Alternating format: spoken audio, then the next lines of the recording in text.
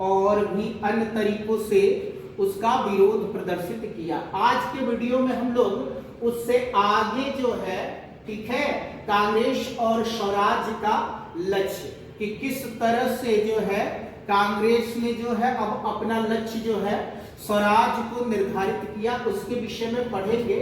तो थोड़ा सा हम लोग चर्चा कर लेते हैं कि 1905 में, ठीक है, कि जब बंगाल का विभाजन हुआ तो उसके परिणाम स्वरूप पूरे भारत में एक रोष की लहर दौड़ गई और कलकत्ता जो उस समय कह सकते हैं कि प्रबुद्ध और बुद्धिजीवियों का शहर था, तो वहां के प्रबुद्ध लोगों में से जैसे हमारे सुरेंद्रनाथ बनर्जी, रास बिहारी बोस जैसे लोगों ने जो है, ठीक है, उसका विरोध प्रारंभ किया और वहां पर जो है स्वदेशी आंदोलन ये उभर करके सामने आया। अच्छा, स्वदेशी यानी स्वशासन, स्वदेशी का मतलब क्या है? स्व शासन, यानी ज्यादा से ज्यादा जो है, ठीक है, ये देसी वस्तुओं का इस्तेमाल और जो विदेशी वस्तुएं थी उनका बहिष्कार करना। अच्छा, उस समय तक एक चीज और हम लोग देखेंगे कि जो हमारा कांग्रेस थी, तो कांग्रेस में उस समय दो धड़े में विभक्त हो गई थी। पहले वाले विचारधारा के लोगों को जो है नरम दल कहा जाता था और दूसरी विचारधारा वाले लोगों को गर्म दल कहा जाता था।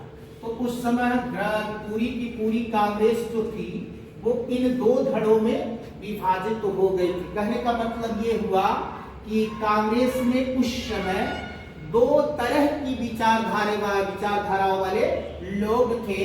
पहले विचारधारा के लोग जो सिर्फ अन्वय और विनय के साथ जो है अपनी बातों को ब्रिटिश गवर्नमेंट के सामने रखते थे, उनको नरम दल कहा गया, और वो दूसरे वो जो थोड़ा अत्यधिक आक्रोशित और हिंसक तरीके से कार्य करते थे उनको गर्म दल कहा गया। तो इस बात को लेकर के अक्सर नरम दल और गर्म दल दोनों में जो है विरोध कह सकते हैं कि होता रहता था। और स्वदेशी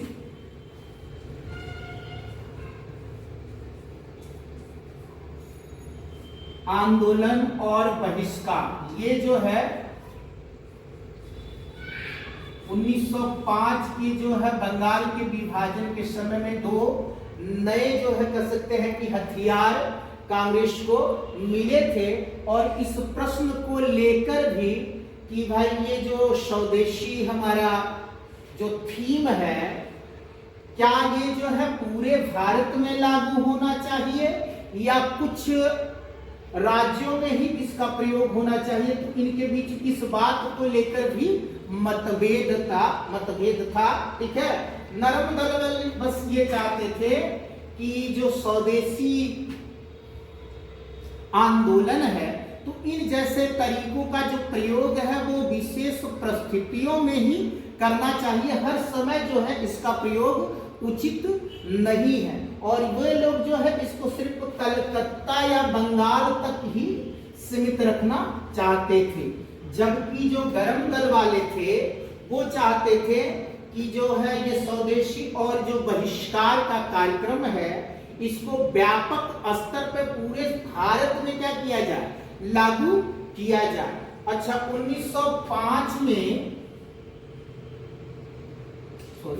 1905 ईस्वी में कांग्रेस का अधिवेशन जो है वाराणसी में हुआ। ध्यान देंगे, कांग्रेस का जो है 1905 में जो अधिवेशन था वो वाराणसी में हुआ और उस अधिवेशन की जो अध्यक्षता थी वो गोपाल कृष्ण गोखले ने की।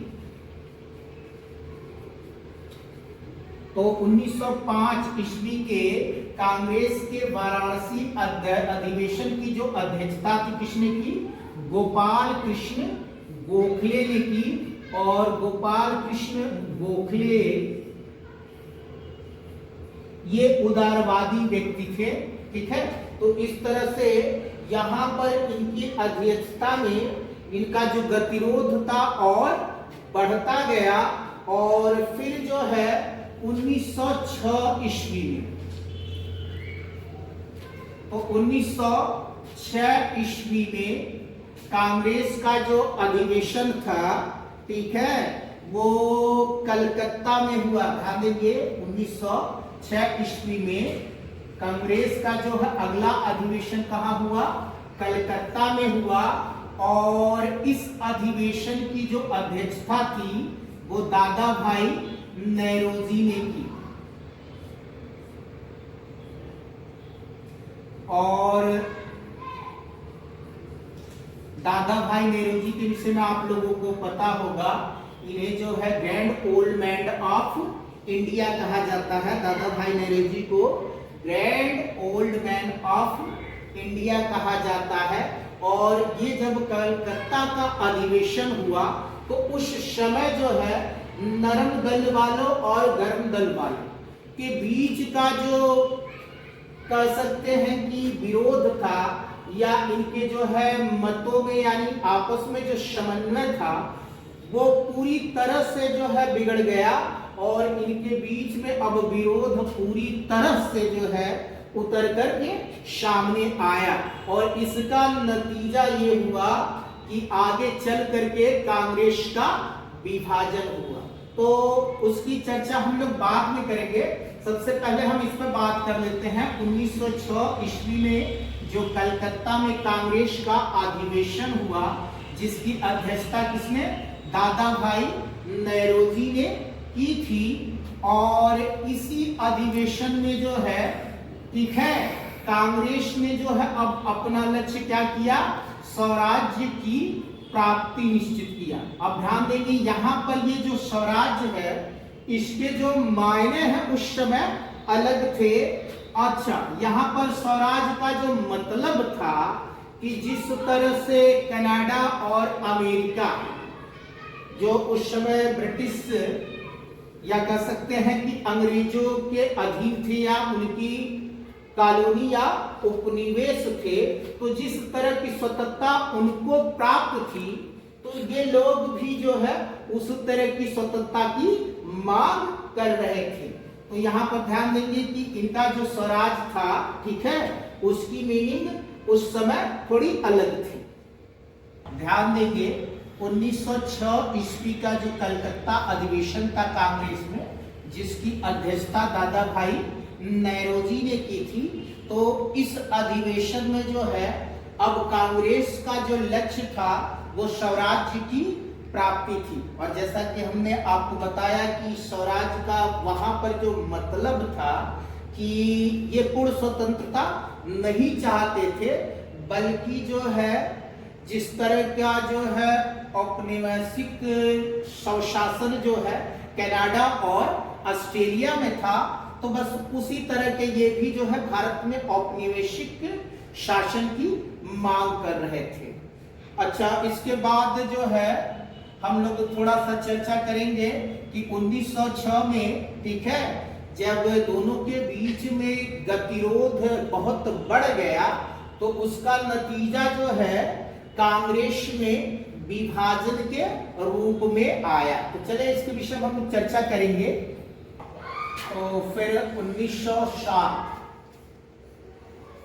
ईस्वी कांग्रेस का जो है अगला अधिवेशन गुजरात के जो है सूरत में, ताप्ती नदी के किनारे स्थित है सूरत। ध्यान देंगे ताप्ती नदी के किनारे स्थित सूरत में जो है कांग्रेस का अगला अधिवेशन 1907 ईस्वी में हुआ। और इस अधिवेशन में जो कांग्रेस के नरम दल और गर्म दल के बीच का जो विवाद था या उनके बीच जो असहमति थी वो पूरी तरह से खुल करके सामने आई। और सूरत का जो अधिवेशन था जिसमें कांग्रेस का क्या हुआ, विभाजन पूरी तरह से हो गया, यानी अब कांग्रेस पूरी तरह से दो धड़ों में बट गई। का जो मुख्य कारण था ये था कि जो नरम दल वाले थे और गर्म दल वाले थे, गर्म दल ये चाहते थे कि कांग्रेस की जो है, ठीक है, सूरत अधिवेशन की अध्यक्षता बाल गंगाधर तिलक करे।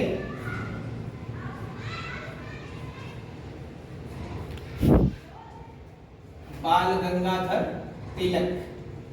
अच्छा, इनके विषय में एक कोट बड़ा ही फेमस है वेलेंटाइन सिरोल का, जिन्होंने इनको जो है भारतीय अशांति का जनक कहा है।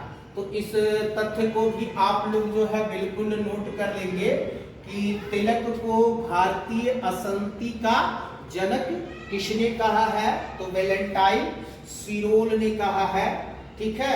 और एक पत्रकार के कर्तव्य का निर्वहन करते हुए ये पहले व्यक्ति हैं जो जेल गए थे, तो ये भी आप लोगों को याद रखना है। तो गर्म दल वाले जो थे वो सूरत अधिवेशन की जो है अध्यक्षता या सूरत अधिवेशन जो हो रहा था उसका जो अध्यक्ष था वो चाहते थे कि बाल गंगाधर तिलक हो। वहीं जो नरम दल वाले थे, ठीक है, तो वो चाहते थे कि रास बिहारी बोस।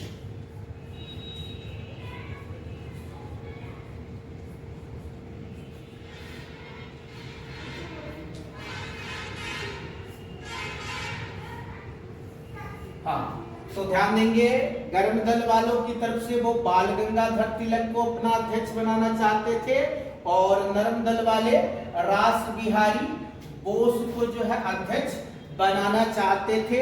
अब इसी बात को लेकर के दोनों धड़ों में जो है विवाद काफी हद तक बढ़ गया और यहाँ तक कि लोगों ने एक दूसरे के ऊपर जो है, ठीक है, चप्पलें भी चलाई और इस तरह से पूरा जो कांग्रेस था वो यानी सूरत में ये दो धड़ों नरम दल और गर्म दल के रूप में विभाजित हो गया। तो ध्यान देंगे, यहां से प्रश्न बना है कि कांग्रेस का जो विभाजन है वो किस अधिवेशन में हुआ, तो 1907 ईस्वी के सूरत अधिवेशन में। हालांकि जो है नरम दल वाले जो थे, ठीक है, उनकी जो है बात स्वीकृत हुई और रास बिहारी बोस को क्या किया गया, उन्होंने अपना अध्यक्ष बना लिया।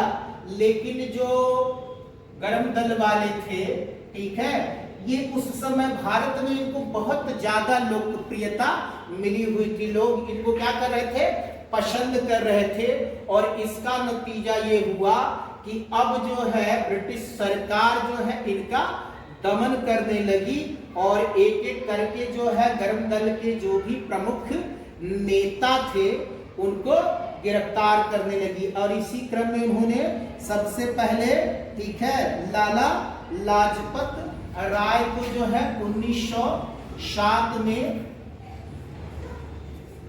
गिरफ्तार करके बर्मा भेज दिया।